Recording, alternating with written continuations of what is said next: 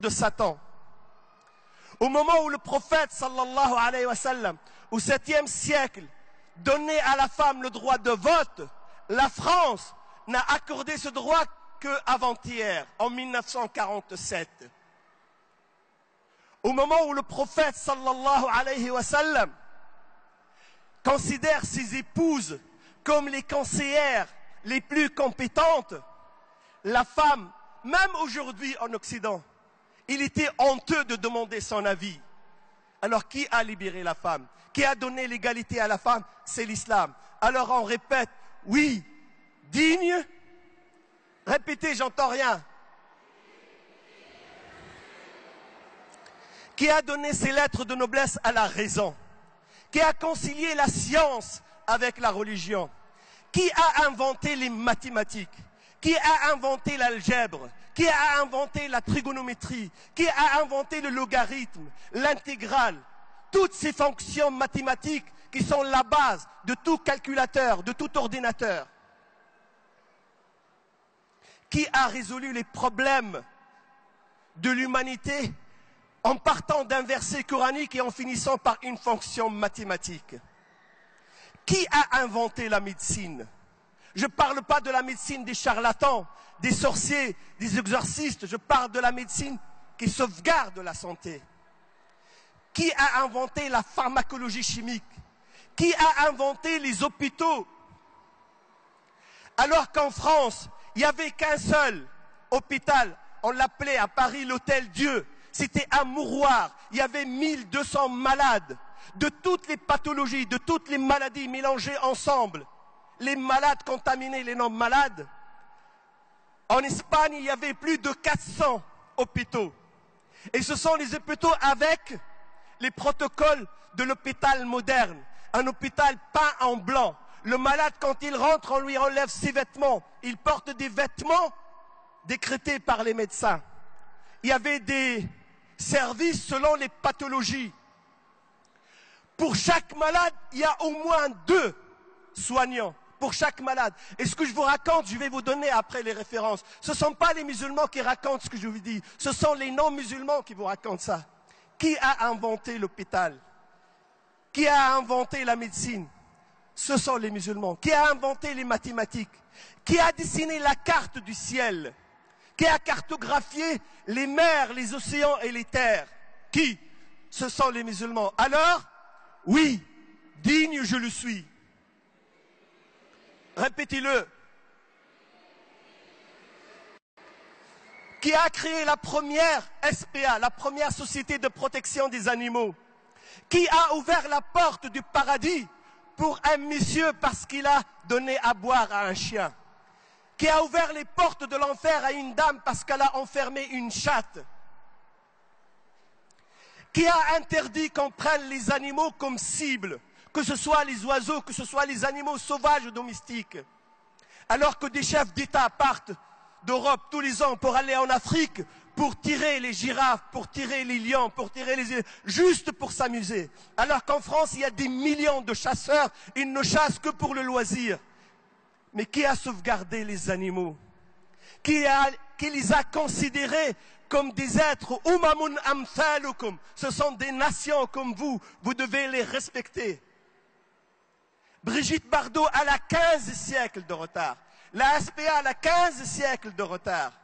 Qui a inventé les sociétés de protection? Des oiseaux, des animaux, mais des insectes. Qui a interdit qu'on brûle les fourmis? Qui a interdit qu'on écrase les araignées?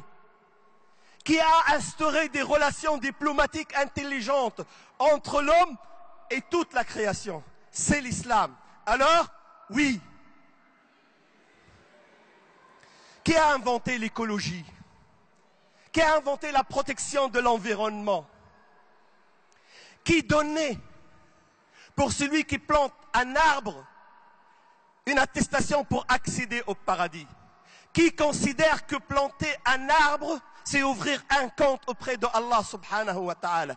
Qui a interdit qu'on foule, qu'on marche sur le gazon, sur les fleurs? Qui a demandé à l'homme de planter un arbuste, même s'il ne donne de l'ombre et des fruits qu'après 20 ans? mais après ça sera un compte courant permanent pour lui, Yawm al-Qiyamah. Qui a instauré l'économie de l'eau, qui a instauré le respect des champs, le respect des montagnes, le respect des ruisseaux, le respect des pierres. C'est l'islam, l'islam qui a inventé l'écologie. Alors répétez avec moi, oui,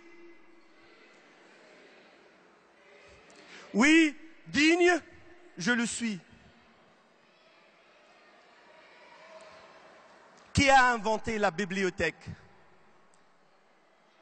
Les bibliothèques. Les Grecs, ils sont restés des années à chercher le terme.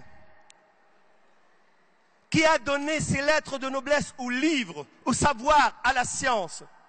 Au moment où Haroun al-Rachid, le calife des musulmans, il avait dans sa bibliothèque personnelle, dans son palais personnel, 1 700 000 ouvrages. Charlemagne, l'empereur des Germains et des Francs, de la moitié de l'Europe, ne savait ni lire ni écrire. Et il était tellement vexé parce que le calife des musulmans, il a des millions de livres qu'il a demandé de doter sa bibliothèque alors qu'il était illettré de livres. Et on lui a trouvé 40 ouvrages, 40 livres. Et lorsque le Ma'moun, il a hérité son père, dans le palais de Ma'moun, le fils de Haroun al-Rachid, il y avait 4 millions d'ouvrages, 4 millions d'ouvrages. Il avait dans la cave de son palais 400 interprètes, 400 traducteurs qui traduisaient de toutes les langues vers toutes les langues. Lorsque les Mongols sont rentrés dans Bagdad, pour traverser les fleuves, ils ont vidé les bibliothèques, ils ont dressé des ponts avec les ouvrages. Et l'eau de fleuve est restée noire pendant des mois et des mois. Qui voyageait des années entières pour aller trouver un livre, pour dénicher un hadith, pour inscrire une sagesse? Ce sont les musulmans, c'est l'islam. Alors, oui, digne je le suis. Mais je peux faire le tour du passé, je peux citer tous les aspects de la vie. Et vous allez voir, n'écoutez pas le discours.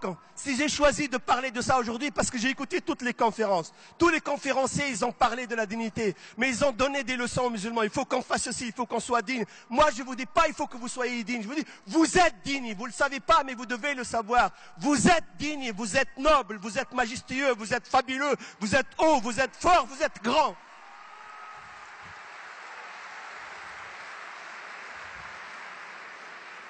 Il ne faut pas le dire, il faut le croire parce que c'est la vérité.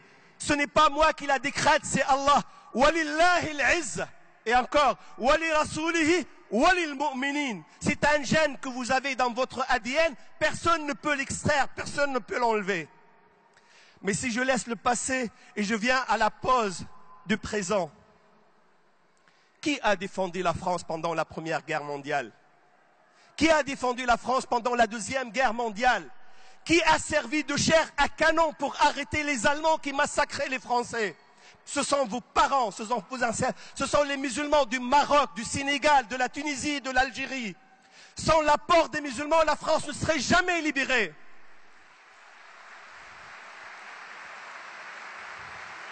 Allez interroger, comme je le dis à chaque fois, allez interroger les cimetières militaires. Allez voir combien de croix sont fleuris à côté des croix. Vous allez sentir que vous êtes réellement digne et fort. Mais au-delà de la défense de la France, qui a construit la France d'aujourd'hui? Qui travaille pour les autoroutes? Qui creuse les tunnels? Qui va chercher le charbon au fond des mines? Qui ramasse vos poubelles le matin? Le soir, vous ne les voyez pas. Qui fait toutes les tâches ingrates, subalternes pour que la France puisse vivre? Ce sont vos parents. C'est vous. Mais au-delà de ça, qui fait travailler les laboratoires en France? Qui fait marcher les universités? Il ne faut pas voir les musulmans au fond de la mine. Regardez-les au sommet des universités. Vous allez voir que c'est vous. Même si les gens ne le savent pas, il n'y a pas un laboratoire de recherche. Il n'y a pas une discipline où les musulmans, même s'ils sont relégués au deuxième rang, mais ce sont eux les ingénieurs, ce sont eux les inventeurs. Et la France leur doit énormément. Alors oui, digne, répétez, oui. Lorsque la France a décidé de décréter la guerre au foulard, le foulard c'est quoi? Le foulard c'est l'habillement de la musulmane qui dit « Moi je suis un être humain, regardez mon être, regardez-moi en tant qu'homme » avec H majuscule, pas en tant qu'objet sexuel. Moi je suis déni d'intérêt parce que je suis une femme, je suis un être humain, c'est pas parce que je suis un corps, c'est pas parce que je suis une séduction publicitaire pour vendre de la marchandise. Mais ça met à mal toute la théorie des siècles. Alors on a déclaré la guerre au foulard. Et on a décidé de deux choses l'une. Soit la musulmane choisit le savoir, mais il faudrait qu'elle délaisse son islam. Ou alors si elle veut et elle persiste à rester musulmane, on va l'empêcher d'accéder au savoir. Comment ont réagi les musulmans? Est-ce que nous avons cassé? Est-ce que nous avons brûlé? Est-ce que nous avons insulté? Est-ce que nous avons brûlé? Absolument rien. Les musulmans ont réagi avec dignité, avec responsabilité. Ils ont demandé à la loi et la loi leur a donné raison, le Conseil d'État. Ils ont décrété une nouvelle loi. Et alors que le chômage augmente, que le pouvoir d'achat diminue, que les banques vacillent, que l'économie va mal, que tous les indicateurs sont tout rouges, les politiques ne trouvent rien à faire que de pourchasser la nounou chez elle. Parce qu'elle est musulmane, ils veulent lui enlever son foulard.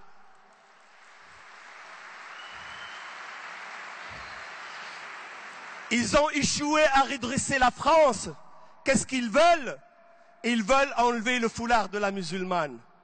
Mais le foulard de la musulmane, c'est le symbole de sa dignité. C'est le symbole de son humanité. Personne ne peut l'arracher, personne ne peut l'enlever. Et ceux qui ont essayé, comme Sarkozy, l'ont payé cher. Et ceux qui essayeront le paieront cher. Parce que oui, digne je le suis.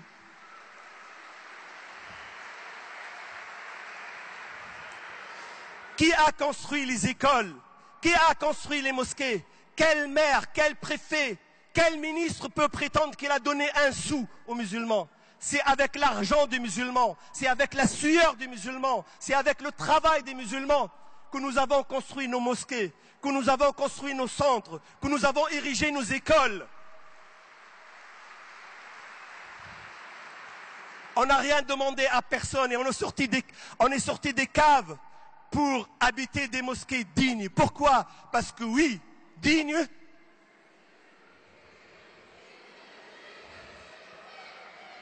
Qui a donné aux musulmans le halal? Qui a permis aux musulmans de pratiquer leur culte? La loi 1905 de séparation, normalement, elle oblige l'État à permettre et favoriser l'exercice du culte.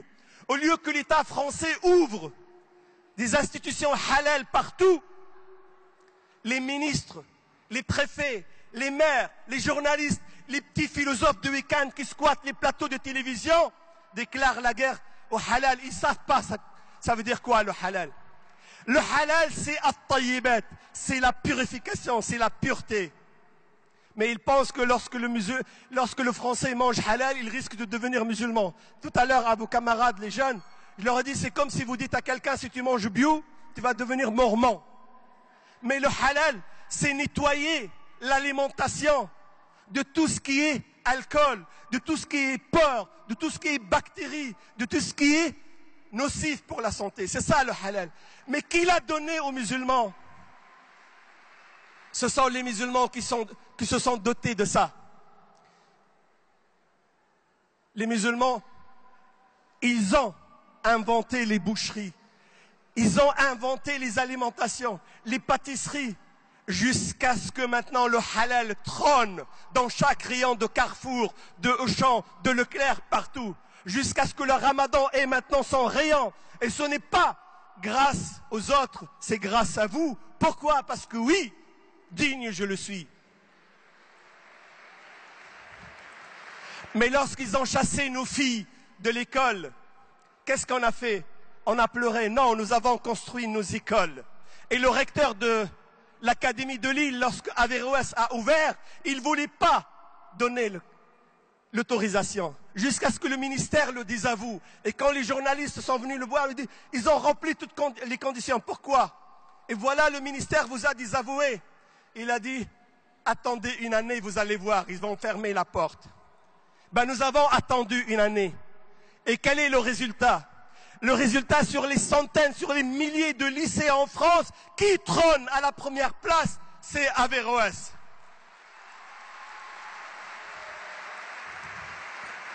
Et ce n'est que justice, parce que les musulmans, ils n'ont qu'une place à occuper, c'est la première place. Parce que le musulman, il est excellent. Le musulman cherche l'excellence, parce que dans son ADN, il y a la dignité. Alors, nous avons ouvert nos écoles. On a maintenant 2 ou 3 écoles en contrat. Nous allons avoir des dizaines et des centaines d'écoles. Malgré l'adversité, malgré les aléas, malgré les contraintes, malgré les difficultés, nous allons les affronter avec sérénité, avec endurance, avec patience et avec la tête haute, digne. Pourquoi? Parce que qui a créé les associations musulmanes? Qui a encadré les musulmans?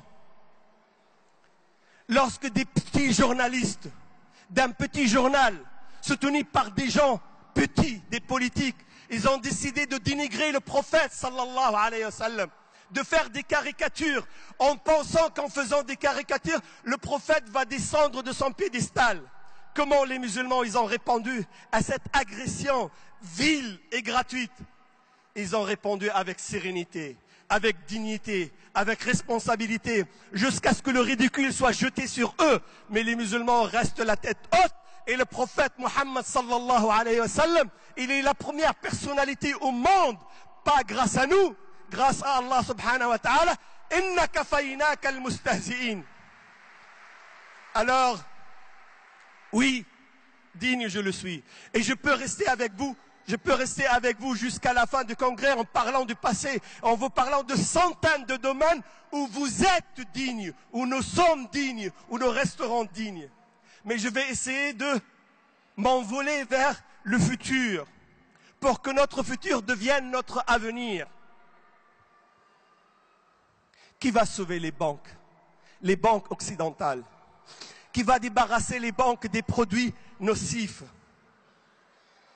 Toutes les banques du monde ont vacillé, ont déclaré faillite. En Europe, l'Europe, ce vieux continent, berceau de la civilisation, qui tient le flambeau de la civilisation occidentale, l'Irlande a déclaré faillite, la Grèce a déclaré faillite, l'Espagne, elle est en faillite, Chypre est en faillite. Il y a encore d'autres pays qui attendent, dont l'Italie et la France. Et Vincent Beaufils, le rédacteur de Challenge, le journal économique le plus important, il a écrit un article. Il l'a intitulé « Le pape ou le Coran ». Il dit « Le pape et notre idéologie occidentale ne sauvera pas l'économie, mais le Coran le sauvera ». Donc pour le futur, qui va sauver? Qui va sauver l'économie? Qui va sauver les banques? Nous, les musulmans. C'est pour ça, oui.